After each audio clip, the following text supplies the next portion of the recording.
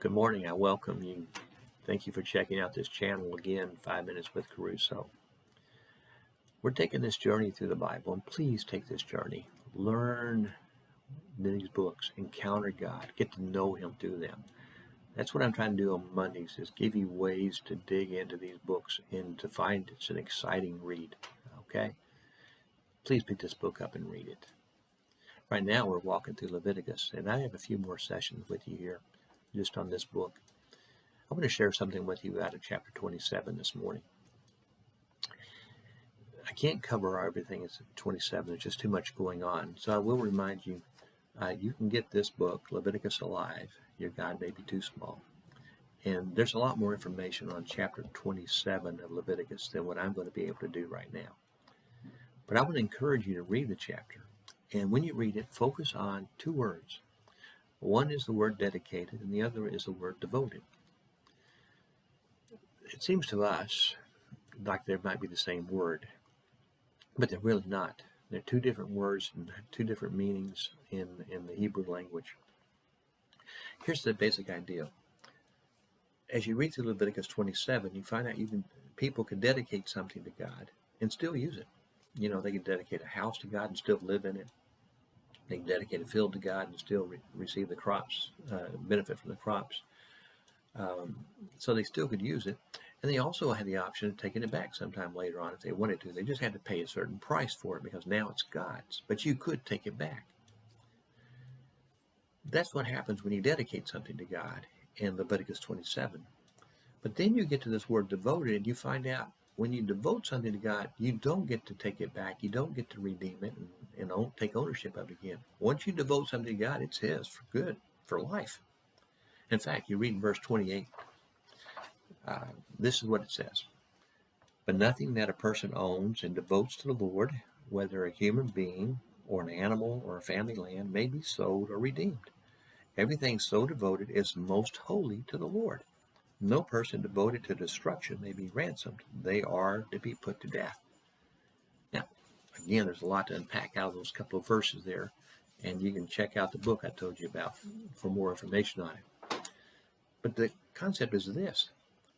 When you devote something to God, that's a higher level of commitment. God takes devotion very seriously. And you don't back out of that. Once it's devoted to God, you don't get it back. You could even devote yourself to God. And God encourages people to devote themselves to Him. But you devote yourself to God, you're going all in with Him. Just like He goes all in with you. You don't get to back off from that. When you read in the Old Testament, for instance, the stories of some of the kings of Israel, they'll be described sometimes as being people who were fully devoted to God. Their hearts fully devoted to God. That was pretty good. Sometimes it's described their hearts as not being fully devoted to God, only partially devoted. That's not good. That's mixed devotions, okay? Mixed loyalties. And sometimes they're described as not having a heart devoted to God at all, and that's pretty bad. God takes devotion seriously. And there are times that things were devoted to God, people tried to take it back, and they ended up costing them their life. This idea about being devoted to destruction kind of is getting at that. God goes all in with us. He's looking for people to go all in with Him. In fact, when Jesus comes along and He talks about having a relationship with this holy God, He'll say things like, before you start the relationship, you need to count the cost. And if you're not willing to pay the price, don't do it. Jesus would say, the greatest commandment is to love the Lord your God with all your heart, with all your soul, with all your mind, with all your strength. That's all in. There's nothing else to give God what you're giving Him, all of that. And you can't take your heart back once it's devoted to God.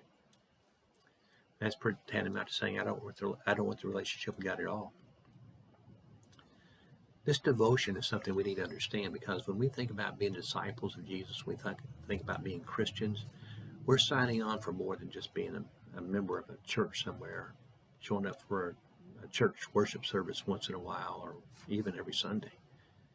It's an all day, every day, 24/7, 365 deal for the duration of a life. This is devotion. And God asked this because, he gave his son for us. Jesus asked this because he gave his life for us. They went all in for us. They're asking us to go all in for him.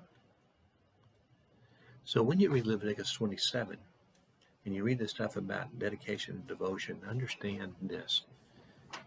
It's a pretty serious deal when you devote your life to God. You can't take that back. You should devote it because he devoted himself fully to you. And there are blessings that come from that. But just be just as serious about that relationship as God is, okay? And you'll be good. Thank you for checking in. You can leave a comment if you want to. You can send an email at booksbykerusso@gmail.com if you want to. You are blessed if you have a relationship with God. Enjoy those blessings.